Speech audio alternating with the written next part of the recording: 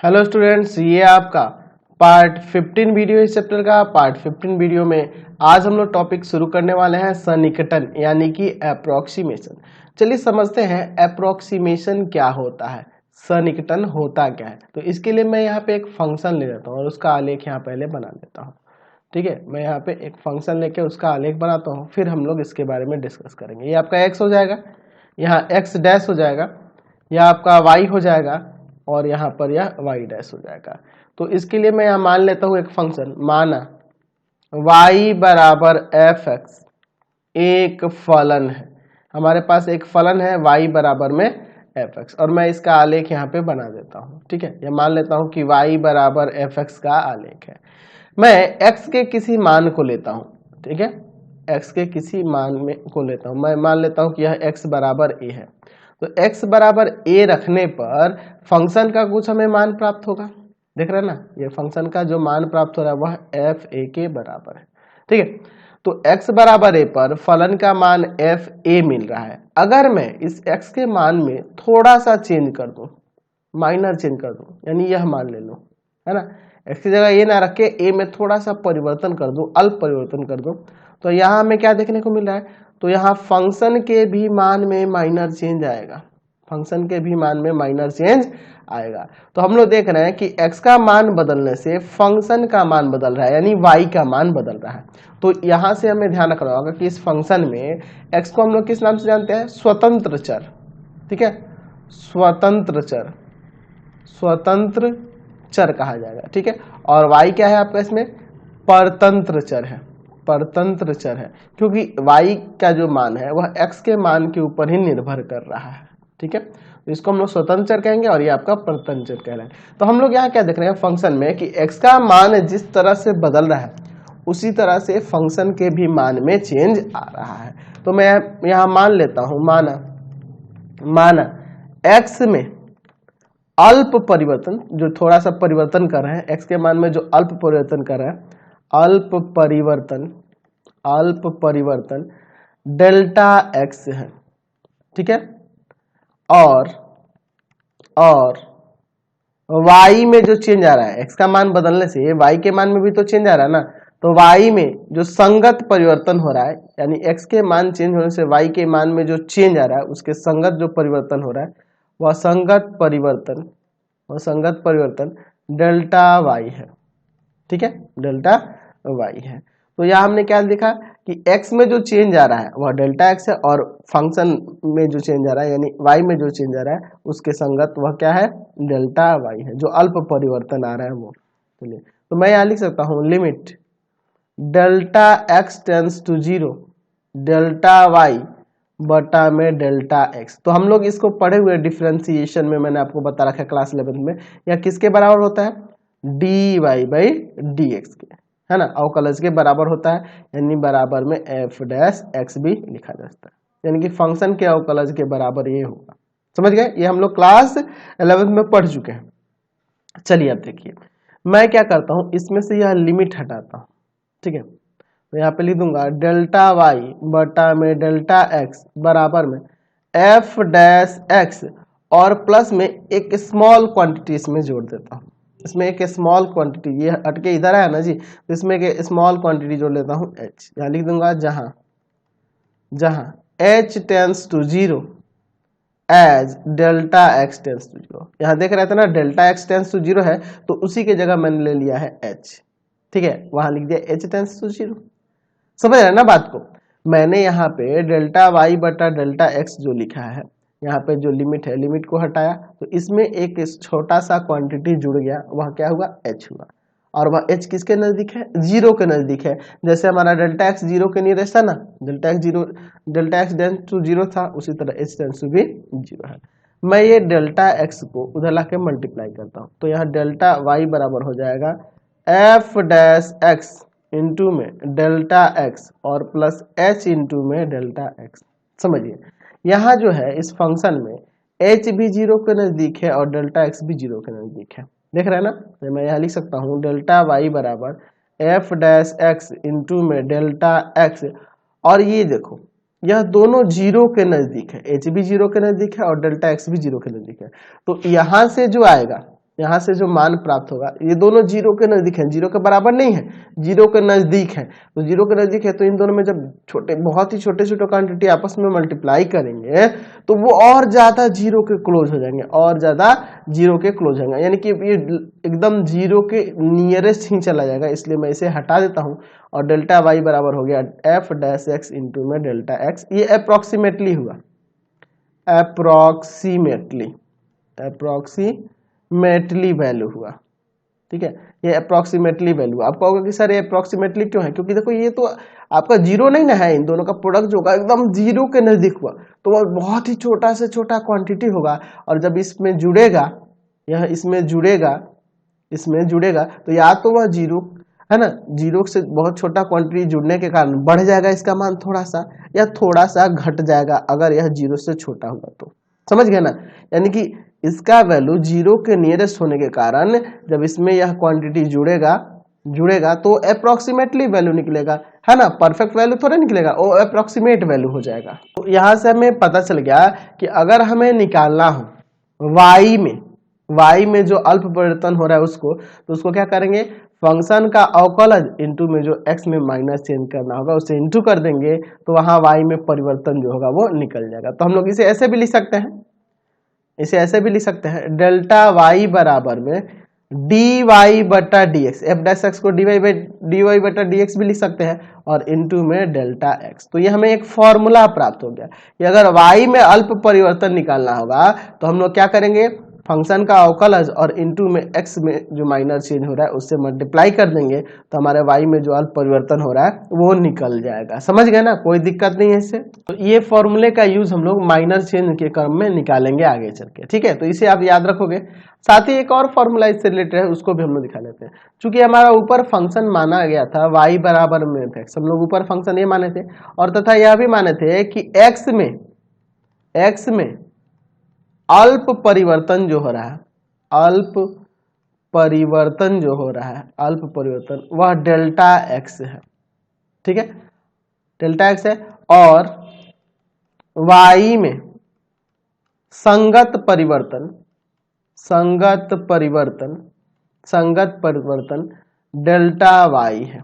तो हम देखिए जो ऊपर आप ग्राफ देख रहे हो इसके अनुसार समझो, x में माइनर चेंज डेल्टा x करने का तात्पर्य यह है कि पहले x का मान a था, अब वह हो जा रहा है किसका, a प्लस डेल्टा x, यानी कि x के मान में हम लोग डेल्टा x ऐड कर रहे हैं। जो पहले से x का मान था उसमें हमने डेल्टा x और ऐड कर लिया, जो माइनर चेंज हो रहा है, ठीक है। तो हम लोग क्या देख रहे हैं, फंक्शन में x के जगह क्या आ जाएगा, x plus delta x, function में x के जगह x प्लस डेल्टा x आ जाएगा, तो वह किसके बराबर हो जाएगा, y प्लस y में माइनर चेंज डेल्टा y। बात को समझ में आया। मैंने ऊपर आपको बताया था एक फंक्शन y बराबर एफ एक्स एक फंक्शन लिया था और x में एक माइनर चेंज डेल्टा x कर दिया, यानी कि x था, अब वहां पे क्या आ गया, x प्लस डेल्टा x आ गया। तो y में क्या चेंज आ जाएगा, y प्लस डेल्टा y, है ना, समझ गए ना। जो चेंज होगा डेल्टा y उसमें ऐड हो जाएगा। चलिए अब देखिए, चूंकि हमने डेल्टा वाई बराबर ऊपर फॉर्मूला दिखा है वाई प्लस, यहाँ पे इसके जगह मैंने फॉर्मूला लिखवाया है, इसके जगह पे एफ डैश एक्स इंटू में डेल्टा एक्स, ये मैंने लिखा है ना, डेल्टा वाई बराबर में F dash x into delta x, ऊपर हम लोग लिखे हैं बराबर में F x plus delta x. अब वाई जो है आपका फंक्शन एफ एक्स ही है, तो मैं इसे लिख सकता हूँ F x plus F dash x into में डेल्टा एक्स बराबर में F x plus delta x. तो एक यहाँ फॉर्मूला प्राप्त हो गया कि एक्स में जो माइनर चेंज डेल्टा एक्स आ रहा है, ठीक है, उसको चेंज करने से उसका जो मान होगा वह किसके बराबर होगा, तो F x plus F dash x into में डेल्टा एक्स के बराबर होगा। समझ गए ना, ये एक हमें फॉर्मूला मिल गया कि एक्स में जो माइनर चेंज डेल्टा एक्स कर रहे हैं उसके द्वारा चेंज करने पे जो मान प्राप्त होगा फंक्शन का वह किसके बराबर होगा, तो F x plus F dash x into में डेल्टा एक्स के बराबर होगा, ठीक है। और इसका यूज हम लोग आगे एक्सरसाइज में करने वाले हैं, बहुत ही इंपॉर्टेंट ये फॉर्मूला है, ठीक है। तो इसको आपको एकदम याद ही रखना होगा, समझ गए ना। अब इसका क्या यूज करेंगे हम लोग एक्सरसाइज में, मानेंगे, देखो आपके मान लो क्वेश्चन में दे दे कि आप बताओ 31 का पावर 1/5 कितना होगा। अगर यही रहता कि 3 का क्यूब रूट कितना होगा, सॉरी 27 का क्यूब रूट कितना होगा, या 27 का पावर 1/3 कितना होगा, तो या आप आसानी से कह दोगे 3, है ना। 32 का पावर 1/5 कितना होगा, तो कहोगे आराम से कि 2 होगा सर। क्यों? क्योंकि देखो 2 का पावर 5 32 होता है और पावर में 1/5 है, 5 से 5 हट जाएगा, 2 आ जाएगा इसका वैल्यू। तो ये आसानी से आप बता सकते हो। लेकिन ऐसा वैल्यू दे दे जिसका मान निकालना मुश्किल है, जैसे 31 का पावर 1/5 दे दे, तो इसी प्रकार के फंक्शन दिए गए होंगे और इसका सन्निकट मान पूछेगा। तो इन्हीं सब मानों को निकालने के लिए ऐसे फॉर्मूले का हम लोग प्रयोग करेंगे। मान लो दे दे कोई फंक्शन f(x), है ना, ऐसे इस तरह से कोई भी फंक्शन हो जाएगा। इस तरह से मान लीजिए कह दे, फंक्शन के रूप में नहीं देगा, मान लीजिए कह दे इसका वैल्यू निकालिए, तो हम लोग इस फंक्शन इसका वैल्यू निकालने के लिए इसे हम लोग एक फंक्शन के रूप में ले लेंगे, f(x) बराबर में ले लेंगे x का पावर 1/5 और इसके डिफ्रेंशिएट करके या फॉर्मूला लगा के आगे हम लोग मान निकालेंगे। कैसे निकालेंगे इसके बारे में हम लोग आगे डिस्कस करेंगे, ठीक है। मान लीजिए कोई कह दे, आपके क्वेश्चन में दे दे कि आपको निकालना है 0.05 का पावर 1/2, इसका वैल्यू क्या होगा। तो ऐसे मानों को हम लोग इस चैप्टर में निकालना सीखेंगे, ठीक है। सन्निकटन के माध्यम से, इस फॉर्मूले के माध्यम से निकालना सीखेंगे, इसका अप्रोक्सीमेट वैल्यू निकलेगा। तो अप्रोक्सीमेशन में हम लोग अप्रोक्सीमेट वैल्यू को ही निकालना सीखने वाले हैं। जैसे मान लीजिए अगर कह दे, यहाँ पे दे दे, मान लो दे दे 11 का पावर या 17 का पावर 1/4, 17 का पावर 1/4, तो इसका अप्रोक्सीमेट वैल्यू क्या होगा, इसको कैसे निकाला जाएगा। तो भैया हम लोग इस फॉर्मूले के माध्यम से निकालेंगे, और कैसे निकालेंगे हम लोग अगले एक्सरसाइज में इसके बारे में चर्चा कर लेंगे, ठीक है। किस तरह से निकालेंगे इसके बारे में हम लोग आगे बात करेंगे। अब इसके अलावा कुछ और इंपॉर्टेंट पॉइंट्स हैं, उनको समझना जरूरी है। जैसे आपके क्वेश्चन में कहेगा एब्सोल्यूट एरर निकालिए, एब्सोल्यूट एरर। तो एब्सोल्यूट एरर होता क्या है, हिंदी में कहेंगे इसको निरपेक्ष त्रुटि, निरपेक्ष त्रुटि। तो इसे निरपेक्ष त्रुटि होता क्या है, पहले इसको हम लोग यहां जान लेते हैं। तो लिख सकते हैं x में त्रुटि या परिवर्तन जो होता है, x में जो त्रुटि होगी, चेंज होगा, डेल्टा x को निरपेक्ष त्रुटि कहते हैं, निरपेक्ष त्रुटि कहते हैं, निरपेक्ष त्रुटि कहते हैं, निरपेक्ष त्रुटि कहते हैं। चलिए अगला देखते हैं, रिलेटिव एरर क्या होता है। रिलेटिव एरर हिंदी में कहेंगे इसे सापेक्ष त्रुटि। सापेक्ष त्रुटि क्या होता है, चलिए इसको देख लेते हैं। सापेक्ष त्रुटि क्या होता है, यह लिख सकते हैं कि यदि x में डेल्टा x त्रुटि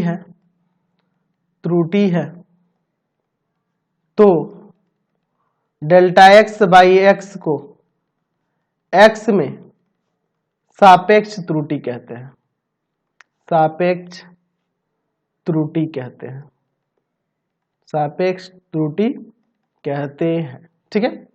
चलिए अब एक और चीज जान लेते हैं यहां पर, परसेंटेज एरर यानी कि प्रतिशत त्रुटि क्या होता है, प्रतिशत त्रुटि होता क्या है। तो इसको भी हम लोग यहां लिख सकते हैं कि यदि x में डेल्टा x त्रुटि है तो डेल्टा x बटा x इंटू 100 को x में प्रतिशत त्रुटि कहते हैं, प्रतिशत त्रुटि कहते हैं, प्रतिशत त्रुटि कहते हैं, ठीक है। तो ये सारी चीजें आपको याद रखनी होंगी, और इन्हीं सब फॉर्मूले जितने भी मैंने अभी ये बताया, और इसके साथ साथ दो और फॉर्मूले बताए थे कि y में जो अल्प परिवर्तन होगा वह dy बाई dx यानी कि फंक्शन के अवकलज इंटू डेल्टा x के बराबर होता है। मैंने यह भी बताया था कि f x plus delta x यानी कि x में जो माइनर परिवर्तन आ रहा है उससे वह फंक्शन का जो वैल्यू होगा वह किसके बराबर होगा, F x plus F dash x into में डेल्टा एक्स के बराबर होगा। तो ये दो फॉर्मूले और ये जो तीन ऊपर मैंने फॉर्मूले बताए, ये टोटल आपको 5 याद रखने होंगे और इन्हीं के आधार पर हम लोग क्वेश्चन बनाने वाले हैं अगले एक्सरसाइज में। ठीक है, तो एक्सरसाइज के क्वेश्चन बनाने के लिए ये सारी चीजें आपको आनी चाहिए, सारा कंसेप्ट आपका क्लियर होना चाहिए। चलिए, तो इस वीडियो को मैं यहीं पे एंड करता हूं। आपको हमारे 3 चैनल को सब्सक्राइब करना होगा। पहला है path finder classes Chhapra, path finder classes Chhapra. दूसरा है भारती भवन रविकांत सर, भारती भवन रविकांत सर, रविकांत सर। और तीसरा है रविकांत सर के नाम से, रविकांत सर के नाम से। तीनों चैनल को सब्सक्राइब करेंगे। इससे रिलेटेड वीडियो के लिए सीधे डिस्क्रिप्शन में जाएंगे और इससे संबंधित नोट्स के लिए www.ravikantsir.in पर जाएंगे, ravikantsir.in पर जाएंगे और वहां से इससे संबंधित नोट्स को भी आप डाउनलोड कर सकते हैं, पढ़ भी सकते हैं, देख भी सकते हैं। Thanks for watching the video.